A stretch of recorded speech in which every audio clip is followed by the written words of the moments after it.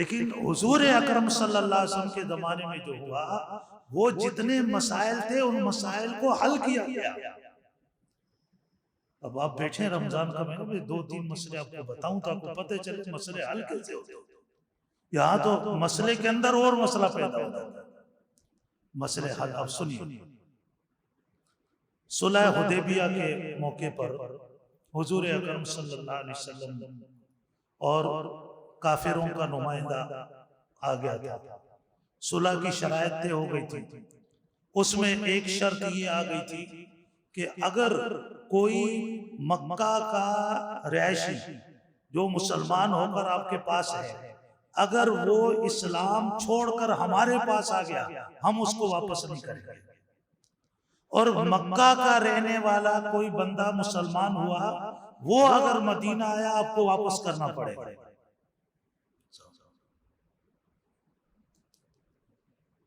یہ تقریباً 8 پتہ کتنی شرائط تھی جس میں ایک شرط یہ تھی. مزہ ہو گیا. اس موقع پر ایک دو آئے بھی مسلمان جن کو پتا چلا کہ حضور اکرم صلی اللہ علیہ وسلم مکہ کے قریب موجود ہیں تو وہ بیچارے کسی طرح بھاگ بھوگ کے پاؤں میں بیڑیاں بھی تھی پہنچ گئے. لیکن آپ نے اس شرط کے مطابق انہیں واپس کیا اور یہ فرمایا کہ جاؤ صبر کرو ہمارا معاہدہ ہو گیا ہے اللہ پاک تمہارے لیے کوئی راستہ بنا دے گا. لیکن ایک اور مسئلہ ہوا.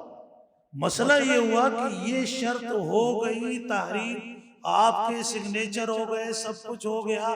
چند خواتین جو مسلمان تھی اور وہاں کافروں نے اپنے گھروں میں ان کو قید کیا ہوا تھا وہ کسی طریقے سے بھاگ بھوگ کے وہاں پہنچ گئی.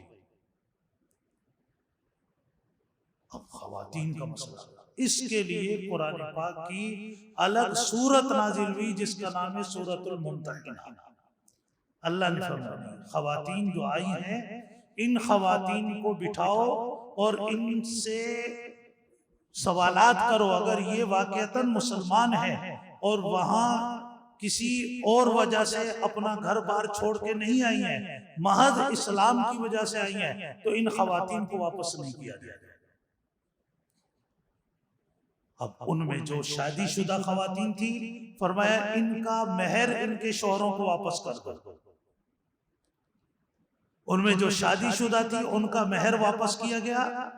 اور مسلمانوں کا اگر تم میں سے کوئی ان سے شادی کرنا چاہے وہ کر سکتا ہے لیکن 1 مہینہ انتظار کرے گا دیکھے گا کہ اس کے پیٹ میں پہلے شوہر کا کوئی ایسا مواد تو اس کے رحم میں نہیں ہے اس کو انتظار کرنا پڑے گا. یہ مسئلہ حل کیا گیا اس مسئلے. تو بتا اس طرح بہت سے مسائل تھے لیکن وہ مسائل حل ہوتے تھے قرآن کریم کی روشنی میں.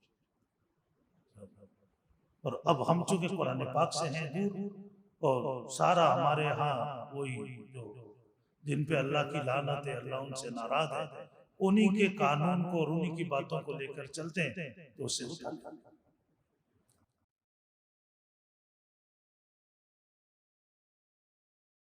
ما بعد فأعوذ بالله من الشيطان الرجيم بسم الله الرحمن الرحيم. واجب الاحترام گرامی قدر معزز حاضرین محفل آج کی تراویح میں سورہ نساء کا جو حصہ کل باقی تھا تقریباً 4 رکوع تھے وہ تلاوت ہوئے. اس کے بعد سورۃ المائدہ مکمل تلاوت ہوئی.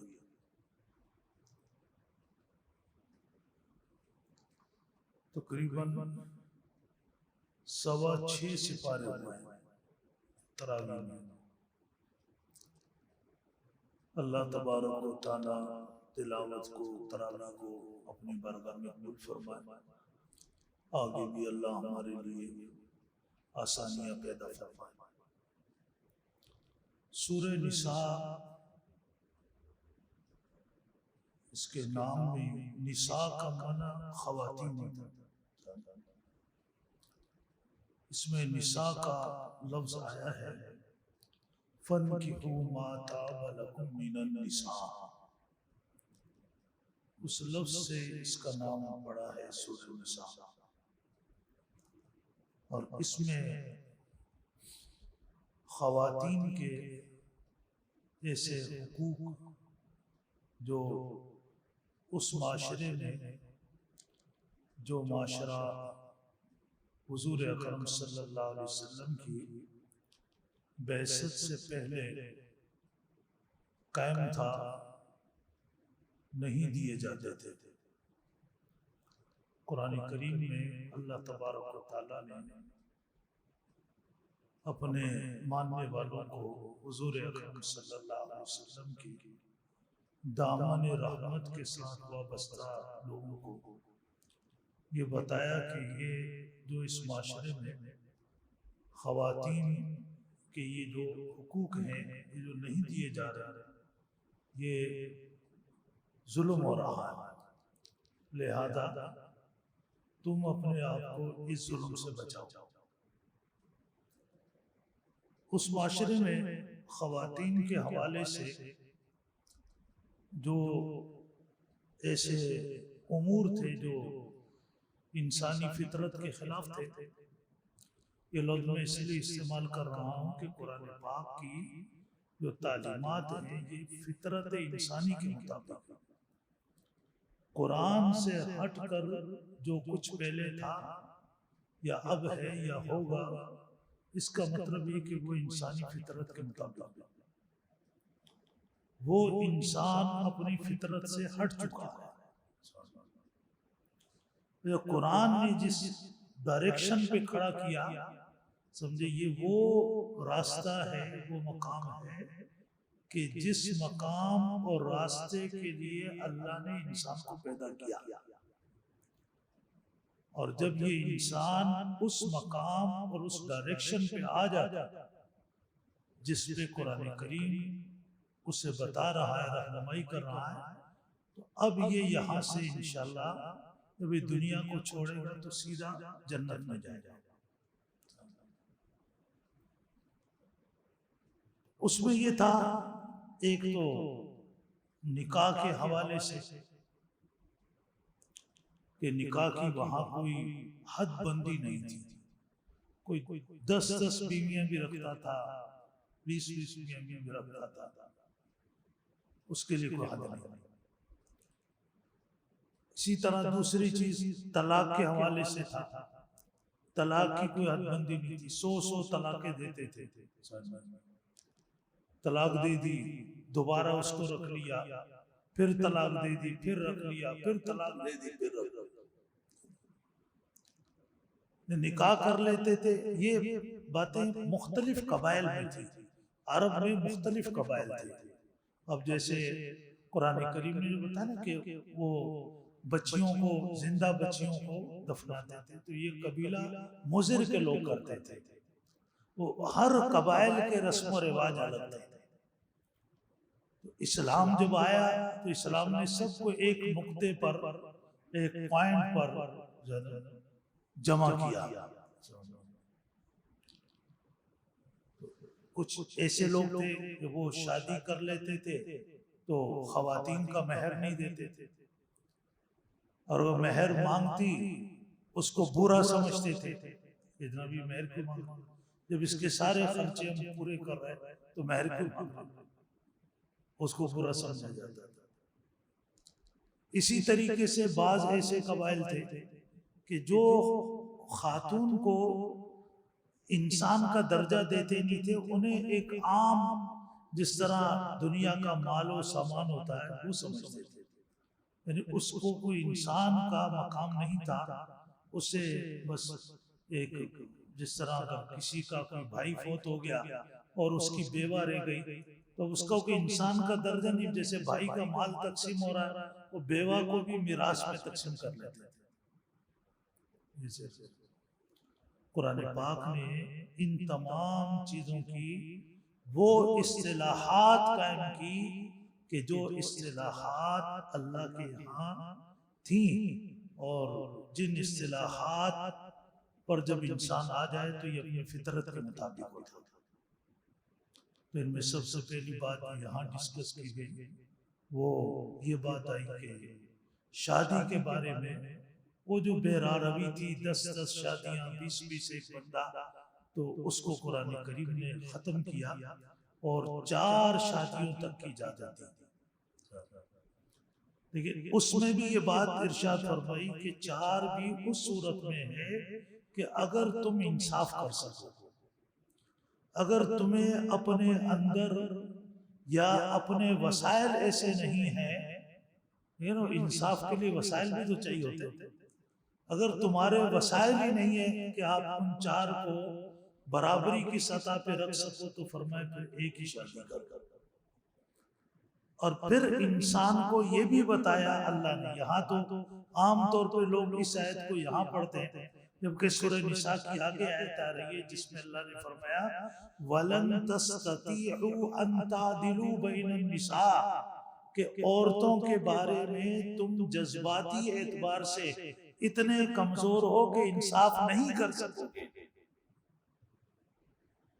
اللہ وَلَن تَسْتَطِيعُوا ان تعدلوا بین النساء، انصاف نہیں کر سکتے، تو لہذا وہ دوسری کی طرف جانے کا سوچو۔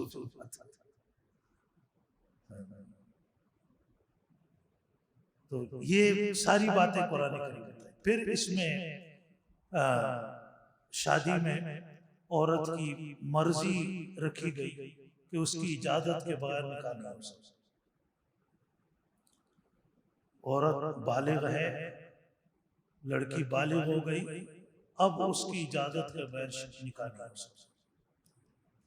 اس معاشرے میں ایک اور بھی مسئلہ تھا، مسئلہ یہ تھا کہ اس میں عربوں میں غلاموں کا، باندیوں کا یہ سلسلہ بھی چل رہا تھا۔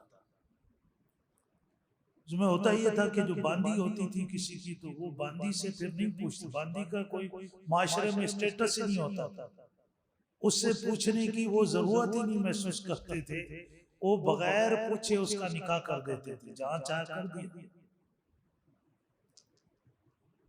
اب اسلام نے یہ رکھا، اس کو خیار عتق کہا گیا، کہ اگر ایک بندے نے اپنی باندی کا نکاح کیا ہوا تھا، ظاہر اسے پوچھا تو نہیں تھا اسے، اب اگر اس باندی کا مالک اسے کسی ٹائم میں آزاد کرتا ہے تو اسلام نے اس کو خیار عتق دیا، وہ آزاد ہوتے ہی اگر اس شوہر کے ساتھ نہیں رہنا چاہتی اس کا تعلق ختم ہو جائے گا، اس کو خیار عتق بولتے تھے۔ یہ واقعہ خود نبی کریم صلی اللہ علیہ وسلم کے گھر میں پیش آیا۔ ایک خاتون تھی، وہ باندی تھی، اس کا نام تھا حضرت بریرہ، اور اس کے مالک نے اس کا نکاح کیا ہوا تھا ایک آدمی کے ساتھ جس کا نام تھا مغیث۔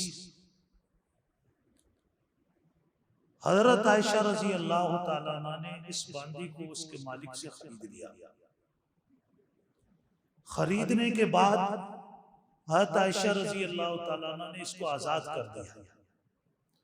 جیسے ہی آزاد کیا تو اس نے کہا کہ اب میں اس شوہر کے ساتھ نہیں رہنا چاہتا، بس وہ نکاح ختم ہو گیا۔ بعض ایسی صورتیں ہیں جہاں عورت بھی نکاح ختم کر سکتی تھی، تو نکاح ختم ہو گیا اس کا، لیکن وہ مغیث جو تھا وہ اس سے بہت زیادہ محبت کرتا تھا۔ اب وہ جناب حضور اکرم صلی اللہ علیہ وسلم کے پاس آیا کہ جی آپ اس کو سمجھائیں کہ دوبارہ میرے سے شادی کر۔ آپ نے اس کو بلایا بریرہ کو، اس سے کہا کہ مغیث دیکھ رہے ہیں کتنا پریشان ہے، تو آپ اس سے دوبارہ شادی کر لیں۔ اس نے کہا اللہ کے رسول آپ کا حکم ہے یا سفارش ہے؟ آپ نے فرمایا نہیں، حکم نہیں ہے، سفارش کرتا ہوں۔ کہا میں نہیں کرتا۔ اب دیکھیں ان کو اتنا بھی پتا تھا کہ حضور اکرم صلی اللہ علیہ وسلم اللہ کی منشا کے خلاف ہمیں حکم نہیں دیں گے، اور اگر ہم اپنی مرضی چلائیں گے، آپ کی سفارش نہیں مانیں گے، آپ ناراض بھی نہیں ہوں گے۔ تو آپ نے صحابہ کو فرمایا کہ میں بہت حیران ہوں، مغیث سے اتنی محبت کرتا اور یہ اتنی اسے نفرت کرتی، اسے نہیں کوشش۔ یہ تمام حقوق اسلام نے دیے۔ پھر اسی طریقے سے مہر کے حوالے میں قرآن میں اللہ نے فرمایا وَآتُوا النِّسَاءَ صَدُقَاتِهِنَّ کہ عورتوں کو ان کا مہر دو۔ پھر صرف اتنی بات نہیں فرمائی کہ مہر دو، یہ جملہ یہاں پورا ہو جاتا ہے۔ وَآتُوا النِّسَاءَ دو خواتین کو صدقاتہن ان کا مہر۔ آگے ایک جملہ اور بڑھایا لفظ نحلہ۔ نحلہ کا مطلب کہ دل کی خوشی سے مہر دینے میں، جیسے تمہارے اوپر اور کسی کا کوئی قرضہ ہوتا ہے، کسی کے حقوق ہوتے ہیں، وہ تم دل کی خوشی سے ادا کرتے ہو تو اس کا مہر بھی دل کی خوشی سے ادا کرو۔ اور باقاعدہ نکاح میں قرآن کریم نے مال کو مہر بنانا ڈسکس کیا، فرمایا وَأُحِلَّ لَكُمْ مَا وَرَاءَ ذَلِكُمْ أَن تَبْتَغُوا بِأَمْوَالِكُمْ۔ اگلی آیات میں یہ آیت نمبر 22 میں فہرست آئی ہے پوری جن جن خواتین کے ساتھ نکاح جائز ہے۔ پھر جب جواز کی بات آئی تو فرمایا یہ جو ناجائز ہیں جن سے نہیں کر سکتے اس کے علاوہ کرو گے، لیکن مہر رکھنا اس میں، اور بِأَمْوَالِكُمْ مال رکھنا مہر کے اندر۔ اور پھر مال کی ادائیگی دل کی خوشی کے ساتھ کرنا۔ اب وہ مال کتنا ہونا چاہیے؟ مہر اسلام میں 3 قسم کا، ایک کم سے کم مہر، اور ایک مہر فاطمی، اور ایک انسان اپنی استطاعت کے مطابق رکھتا ہے۔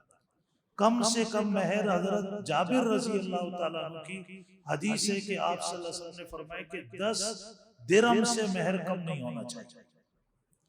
اب ایک درہم میں اس وقت 4.5 ماشے چاندی ہوتی تھی، تو یہ تقریباً 10 درہم کو جب آپ ملاتے ہیں تو یہ 45 ماشے چاندی بن جاتی ہے، اور 12 ماشے چاندی کا ایک تولہ بنتا ہے، تو جا کے 4.25 تولے چاندی بنتی ہے کم سے کم۔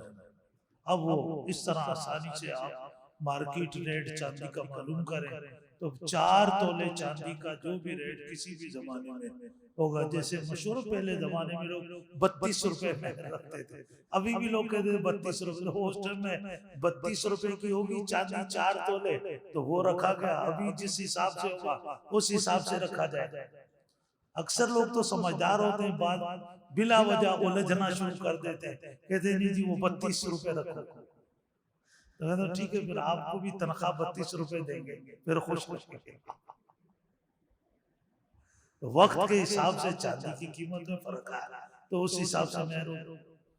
اور دوسرا مہر ہے مہر فاطمی۔ مہر فاطمی نبی کریم صلی اللہ علیہ وسلم کی بیٹیوں کا مہر، اور آپ کی ازواج مطہرات کا جو مہر تھا وہ تھا 480 درہم۔ 480۔ اب 480 درہم کو جب چاندی کے اس حساب سے لاتے ہیں تو یہ جا کر کوئی بن جاتا ہے 137 تولے چاندی بنتا ہے۔ اب 137 تولے چاندی کی قیمت لگائی جائے تو میرے فاطمہ، لیکن یہ بھی کوئی ضروری نہیں ہے کہ اتنا ہی ہو، کیونکہ خود نبی کریم صلی اللہ علیہ وسلم کے ازواج مطہرات میں حضرت ام حبیبہ رضی اللہ تعالیٰ عنہ، ان کا نکاح یہ حبشہ میں تھی، ان کا پہلا شوہر فوت ہو گیا، حضور اکرم صلی اللہ علیہ وسلم کو پتہ چلا، تو ان کی جب عدت ختم ہو گئی تو آپ نے حبشہ کے بادشاہ کو خط لکھا کہ ام حبیبہ سے میرا نکاح کرا دو۔ تو حضرت ام حبیبہ کا نکاح حبشہ کا بادشاہ نجاشی، وہ نبی کریم صلی اللہ علیہ وسلم کا وکیل بنا، اور حضرت ام حبیبہ کا ماموں تھا وہ ان کا وکیل بنا، اور مہر بادشاہ نے کہا کہ میں خود پیمنٹ کروں گا، میں رکھوں گا، تو اس نے حضرت ام حبیبہ کا مہر رکھا تھا 4000 درہم، اور وہ پیمنٹ بھی اس نے خود کی تھی۔ جب نکاح پڑھا کے لوگ جانے لگے، کہا نہیں کھانا بھی کھا کر دے گیا، نے کھانا بھی کھلایا۔ تو یہ تو میں نے بتایا کہ آپ صلی اللہ علیہ وسلم کے زمانے میں ہوا، اور قرآن کریم نے جو ایک جگہ سورہ نساء میں فرمایا وَإِنْ آتَيْتُمْ إِحْدَاهُنَّ قِنْطَارًا، اگر تم نے بیوی کو مہر میں ایک خزانہ دیا تو قنطار کا اطلاق کو جا کر 10,000 دینار پہ ہوتا ہے۔ تو اس کا مطلب یہ کہ انسان مہر اپنی استطاعت کے مطابق جتنا چاہے وہ زیادہ بھی دے سکتا ہے، لیکن کم سے کم مہر سے کم نہیں ہوگا، اور زیادہ سے زیادہ پھر جتنا چاہے دے۔ مہر فاطمی رکھنا چاہے تو وہ پھر وہ بھی میں نے آپ کو بتا دیا۔ یہ ساری کیے اور بتایا کہ وَآتُوا النِّسَاءَ صَدُقَاتِهِنَّ نِحْلًا۔ وہ صحابہ کرام جو نبی کریم صلی اللہ علیہ وسلم کے حلقہ رسالت میں بیٹھنے والے تھے، پھر قرآن کی جب آیتیں نازل ہوتی تھی پھر کبھی ایسا نہیں ہوا کہ کسی مسلمان نے اس پہ عمل نہیں کیا۔ پھر اگر کوئی آگے اکڑتا تھا، یہ کرتا، تو پتہ چل جاتا تھا کہ یہ نماز تو ہمارے ساتھ پڑھتا تھا لیکن ہے منافق۔ اسی طرح قرآن کریم نے عورتوں کے میراث کا ذکر کیا، یوصیکم اللہ فی اولادکم للذکر مثل حظ الانثیین فَإِن كُنَّ نِسَاءً فَوْقَ اثْنَتَيْنِ، پوری تفصیل کے ساتھ خواتین کے میراث کو۔ اور اس کا بھی شان نزول یہ بنا کہ حضور اکرم صلی اللہ علیہ وسلم کے بہت پیارے صحابی تھے، بوڑھے تھے، بڑے مجاہد تھے، حضرت سعد بن ربیع رضی اللہ تعالیٰ جنگ احد میں شہید ہو گئے۔ تو ان کے بھائی نے ان کی پوری جائیداد کو سابقہ عرب کے دستور کے مطابق اپنے پاس رکھا۔ ان کا بیٹا کوئی تھا نہیں، بیوی تھی اور 2 بیٹیاں تھیں، تو ان کو کچھ نہیں دیا۔ تو یہ ان کی بیوی اپنی بچیوں کے لے کے حضور اکرم صلی اللہ علیہ وسلم کی خدمت میں آئی اور آ کر بتایا کہ ہمارے ساتھ تو یہ حادثہ ہوا، میرا شوہر شہید ہو گیا اور میرے دیور نے جو ہے وہ سارے مال پہ قبضہ کر لیا، نہ مجھے کچھ دے رہا ہے نہ بچیوں کو دے رہا ہے، بچیوں کی پھر پرورش کیسے ہوگی، ان کے رشتوں کے مسائل پیدا ہوں گے۔ آپ صلی اللہ علیہ وسلم نے فرمایا کہ تمہارا مسئلہ اللہ ہی حل فرمائیں گے۔ یہ مسائل ایسے حل ہوتے۔ تو بس یہ خاتون گئی ہے، تھوڑی دیر میں حضرت جبریل امین تشریف لائے اور وہ یہ سورہ نساء کی آیتیں لے کر آئے، جس میں بتایا گیا کہ بھئی خاتون کا حصہ کہ اگر ایک آدمی فوت ہوتا ہے، یہاں جو صورت تھی نا، یہاں صورت یہ تھی کہ ان کا ایک بھائی تھا اور ایک بیوہ تھی اور 2 بیٹیاں تھیں۔ قرآن میں اس حساب سے تو آپ صلی اللہ علیہ وسلم نے اس کو بلایا، اس کے بھائی کو، اور فرمایا کہ اس پورے مال کو سب سے پہلے 8 حصوں پہ تقسیم کیا۔ 8واں حصہ ان کی بیوہ کو دلایا، پھر باقی اس مال کے 3 حصے کر کے 2 حصے ان 2 بیٹیوں کو دلایا اور 1 حصہ جو بچا وہ اس کو دیا گیا۔ اب اس میں کوئی دیر لگی، ایک ہی ہماری عدالت ہے، لوگ وہ نقیب اللہ کا باپ بھی بیچارہ مر گیا، محمد خان، اور اس کا فیصلہ ابھی تک نہیں آیا۔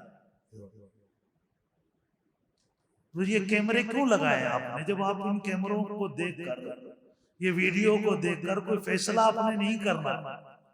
باہر کی دنیا میں انہوں نے یہ کیمرے لگائے ہیں تو وہ ان کو دیکھ کر فیصلہ کرتے ہیں۔ باقاعدہ گاڑی جا رہی ہے اور سڑک پر اسپیڈ اوور ہو، اس کی تو کیمرے کا ٹکٹ کہلاتے ہیں، اس کے گھر پہ پہنچ جاتا اور اسے وہ چالان بھرنا پڑتا۔ تو وہ کیمرے کو دیکھ کر مجرم کو پکڑتے اور پھر اسی کے مطابق سزا دیتے۔ یہاں مجرم پکڑا جائے کہتے ہیں جی شکل ہی نہیں پہچانی جا رہی، اس لیے نہیں پہچانی جا رہی کہ وہ ہے تمہارا اپنا بندہ، تو کہاں پہچانا۔ تو میں عرض یہ کر رہا تھا کہ وہاں فیصلے ایسے ہوتے تھے جو آج ہمیں انگریز کے قانون میں جکڑا گیا، ہماری معیشت بھی تباہ ہو گئی، ہمارا اخلاق بھی تباہ ہو گیا، ہمارے اقدار بھی تباہ ہو گئی، ساری چیزیں ہماری تباہ ہو گئی، اور ہمیں پھر بھی احساس نہیں۔ اور اس کے ساتھ ساتھ ابھی تو اللہ کی ناراضگی، دنیا کا جو نقصان ہو رہا ہے وہ تو ہمیں نظر آ رہا ہے، اللہ کی جو ناراضگی ہے وہ ہمیں شاید محسوس ہو، نظر نہیں آتی، وہ تو مرنے کے بعد پتہ چلے گا اللہ ہم سے کتنے ناراض ہے۔ بہرحال فیصلہ ہو گیا، لوگ چلے گئے۔ تو میں نے عرض کیا کہ قرآن کریم میں اللہ پاک نے سورہ نساء کے اندر خواتین کے میراث کا مسئلہ بھی ذکر کیا. پھر اب یہ خواتین کے حوالے سے مسئلہ زیادہ ہے. یہاں بھی دیکھیں کہ بھائیوں کی بھی بہنوں کی 3 قسمیں قرآن کریم نے ذکر کیا. ایک کہلاتے ہیں اخیافی بہن بھائی. اخیافی کا مطلب ہوتا ہے ماں شریک، اور ایک ہوتے ہیں اللاتی بہن بھائی، باپ شریک ہوتے ہیں. ایک ہوتے ہیں حقیقی بہن بھائی جو باپ بھی ایک ہو ماں بھی ایک ہو. قرآن نے تینوں کے مسائل کو الگ الگ ڈسکس کیا، اسی تفصیل کے ساتھ اس کو بیان کیا. اور یہ میں آپ کو بتاؤں کہ یہ ہمارے یہاں مدارس کے اندر جو عالم کا کورس پڑھایا جاتا ہے نا، یہ ساری چیزیں ان کو پڑھائی جاتی ہیں. پہلے ان کو یہ سارے مسئلے فقہ کی کتابوں میں زبانی یاد کرائے جاتے ہیں، پھر کرانے کے بعد پھر ان کو قرآن پاک پڑھایا جاتا ہے، پھر وہ قرآن پاک سے مسئلے سمجھتے ہیں. اگر ایسا نہ ہو، ان کو الگ نہ پڑھائیں، قرآن سے سمجھ نہیں آتا. ایک دفعہ ہم سورہ نور کا درس دے رہے تھے تو سورہ نور کے اندر لعان کا مسئلہ آتا ہے. لعان کا دیکھیں نا، ہمارے یہاں بھی جب پاکستان بنا تھا تو کتنے مسئلے تھے. ابھی پھر وہ کہتا قائد اعظم والا پاکستان.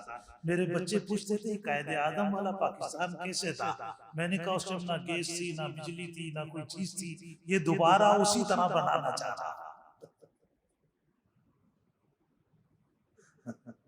یہی تھا، ہر طرف سے مسائل تھے، سرحدیں غیر محفوظ تھی، ملک کے اندر بدامنی تھی، معاشی مسئلہ تھا، کاروبار کوئی نہیں تھا. لوگ جھوپڑیوں کے اندر، صدر میں جو ہجرت کر کے آئے تھے جھوپڑیوں میں لوگ رہتے تھے. یہ وہ قائد اعظم والا پاکستان، وہ آپ نے دیکھ لیا کیسے بن گیا. لیکن حضور اکرم صلی اللہ علیہ وسلم کے زمانے میں جو ہوا، وہ جتنے مسائل تھے ان مسائل کو حل کیا گیا. اب آپ بیٹھے رمضان کا مہینہ میں 2-3 مسئلے آپ کو بتاؤں تو آپ کو پتہ چلے مسئلے حل کیسے ہوتے ہیں. یہاں تو مسئلے کے اندر اور مسئلہ پیدا ہوتا ہے. مسئلے حل آپ سنیے. صلح حدیبیہ کے موقع پر حضور اکرم صلی اللہ علیہ وسلم اور کافروں کا نمائندہ آ گیا تھا. صلح کی شرائط طے ہو گئی تھی. اس میں ایک شرط یہ آ گئی تھی کہ اگر کوئی مکہ کا رہائشی جو مسلمان ہو کر آپ کے پاس ہے، اگر وہ اسلام چھوڑ کر ہمارے پاس آ گیا، ہم اس کو واپس نہیں کریں گے. اور مکہ کا رہنے والا کوئی بندہ مسلمان ہوا، وہ اگر مدینہ آیا آپ کو واپس کرنا پڑے گا.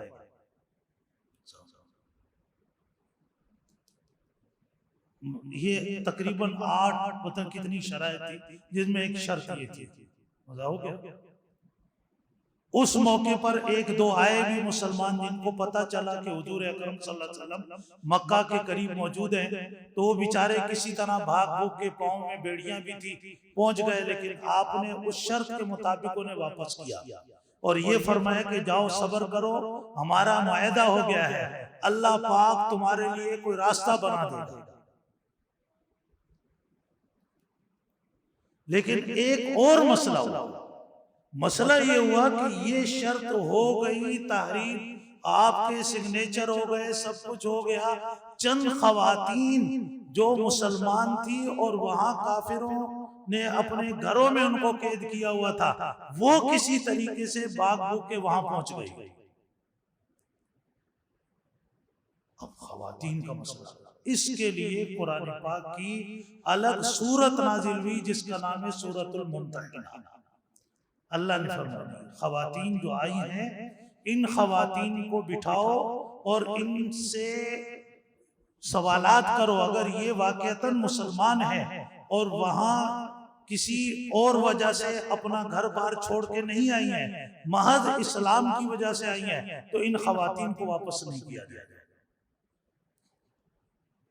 اب ان میں جو شادی شدہ خواتین تھی، فرمایا ان کا مہر ان کے شوہروں کو واپس کر دو.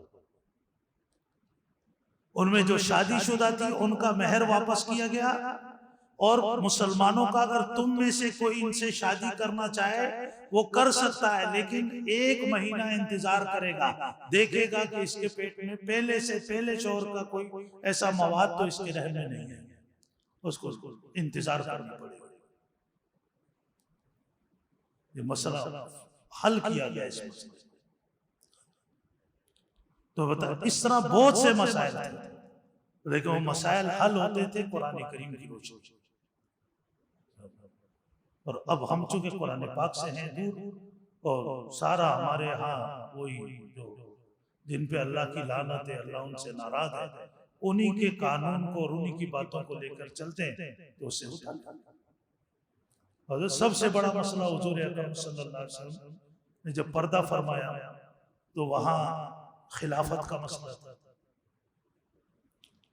انصار کی طرف سے یہ تھا کہ خلیفہ انصار کا منتخب ہو۔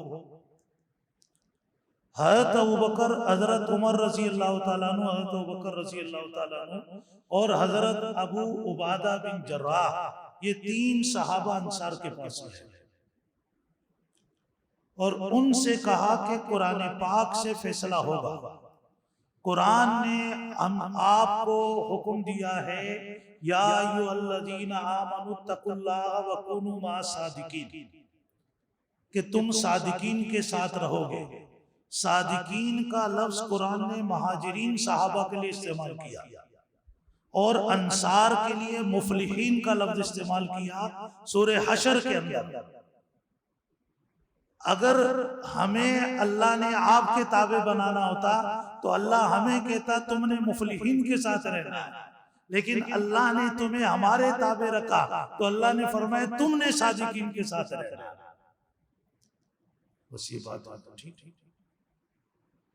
تھا نا، دل میں قرآن کا احترام تھا، سوری بات ہو، مسئلہ حل ہو۔ آج ہمارے مسئلے حل ہوتے نہیں ہیں، وجہ ہے کہ سب سے پہلے ہمارے دلوں سے قرآن کا تقدس نکالا گیا، نبی کا احترام۔ اب دیکھیں جو آپ صلی اللہ علیہ وسلم کے خلاف آپ کے خاکے بنانا، یہ کرنا، یہ کیا چیزیں کہ نبی کا احترام ان کے دل سے، ویسے تقریباً ہماری نئی نسل ہے، اب یہ ان کو کیا حدیث، ان کو کیا قرآن، وہ تو سمجھانا پڑتا۔ میں امریکہ میں ایک اسلامی سینٹر میں، تو وہاں بڑا عجیب ہوا ہے، وہاں ایک استاد تھے، اس نے کہا، وہ انڈین تھے، اس نے کہا کہ میری سالی جو ہے وہ اپنے شوہر کو چھوڑ کے آ گئی ہے، کہتی ہے میں نے اپنے شوہر کو طلاق دے دی، کہ میں نے اپنے شوہر کو طلاق دے دی۔ کیوں؟ یہ وہاں کا رسم و رواج ہے کہ عورت آتی ہے ٹی وی پر کہتی ہے کہ میرے شوہر نے چیٹنگ کی ہے، وہ زنا کو چیٹنگ بولتے ہیں، تو چیٹنگ کی اور میں نے اس کو جواب طلاق دے دی۔ تو اس نے جا کر اپنی سالی کو سمجھایا کہ اسلام میں ایسے نہیں ہوتا، طلاق کا آپشن شوہر کے پاس ہوتا ہے، عورت کے پاس نہیں ہوتا۔ تو وہ جب تھوڑا بہت اس میں حیا تھی اور قرآن پاک کی محبت تھی تو وہ بات کو سمجھ گئے، ورنہ اتنے کتنے، اب آپ انڈیا میں چلے جائیں، کتنی مسلمان لڑکیاں جو ہندوؤں کے ساتھ شادی کر رہے ہیں، سمجھائیں جو کرے کوئی سمجھ کے بات سمجھ نہیں آتا۔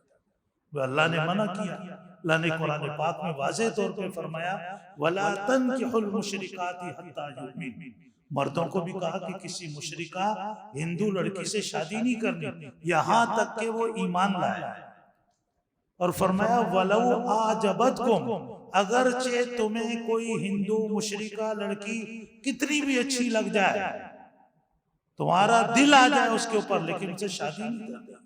کیوں؟ اولئک یدعون الی النار، یہ تمہیں جہنم کی طرف لے جائے گی۔ اور مردوں سے بھی کہا وَلَا تُنْكِحُوا الْمُشْرِكَاتِ، مشرکین تم اپنی بہنوں کا، بیٹیوں کا نکاح کسی ہندو اور مشرک کے ساتھ مت کراؤ۔ یہ ایک الگ اللہ نے مسلمانوں کے ساتھ رعایت کی کہ اللہ نے یہود و نصارہ کو مشرکوں کی کیٹیگری میں رکھتے ہوئے ان کی عورتوں کے ساتھ مسلمان مردوں کو نکاح کی اجازت دی سورہ مائدہ کے اندر، جو آج آپ نے پڑھی۔ یہ مردوں کے لیے اللہ نے اجازت دی، عورت کو یہ اجازت نہیں دی کہ وہ کسی عیسائی مرد سے شادی کرے۔ تو یہ ساری تفصیل میں نے تھوڑے مسئلے آپ کے سامنے ذکر کیے تاکہ آپ کو پتہ چلے کہ اللہ پاک نے خواتین کے بہت سے حقوق کو ذکر کیا ہے، لیکن آج جن خواتین کو یہ شکوہ ہے کہ ہمیں حقوق ملتے نہیں ہیں، تو وہ تھوڑا سوچے، آپ بھی سوچیں کہ کون سا مرد اپنی بہن کو یا بیوی کو یا بیٹی کو حق دیتا ہے؟ وہ مرد دیتا ہے جس کے دل میں اللہ کا خوف ہوتا ہے۔ اگر وہ اپنے حقوق کے حصول میں مخلص ہیں تو اس کا طریقہ یہ ہے کہ وہ اپنے مردوں کو دیندار بنائیں۔ جب ان کے مرد دیندار بنیں گے تو وہ ان کے حقوق خوشی سے ادا کریں گے۔ ہمارے ہاں ایک کلچر ہے، خاتون کو کتنا مقام دیا جاتا ہے، کہیں جاتے ہیں اس وقت تک مرد گاڑی میں نہیں بیٹھتا جب تمام خواتین کو نہیں بٹھا دیتے، باہر سے آئیں جب تک خاتون گھر میں اندر نہ ہو، مرد اندر نہیں ہوتا، وہ باہر کھڑا ہوتا ہے۔ یہ ہمارے اخلاق اور اقدار ہے، یہ اسلام کا دیا ہوا اخلاق ہے۔ تو اگر وہ اپنے حقوق میں سنجیدہ ہے تو ایک الگ بات ہے کہ حق کے نام پر فحاشی کوئی پھیلانا چاہے تو اس کے لیے تو پھر کوئی حق کی بات ہی نہیں ہے۔ وہ تو اللہ نے قرآن پاک میں فرمایا ان الذین یحبون ان تشیع الفاحشۃ فی الذین آمنوا لہم عذاب علیم، جو مسلمانوں میں فحاشی بے حیائی پھیلائے گا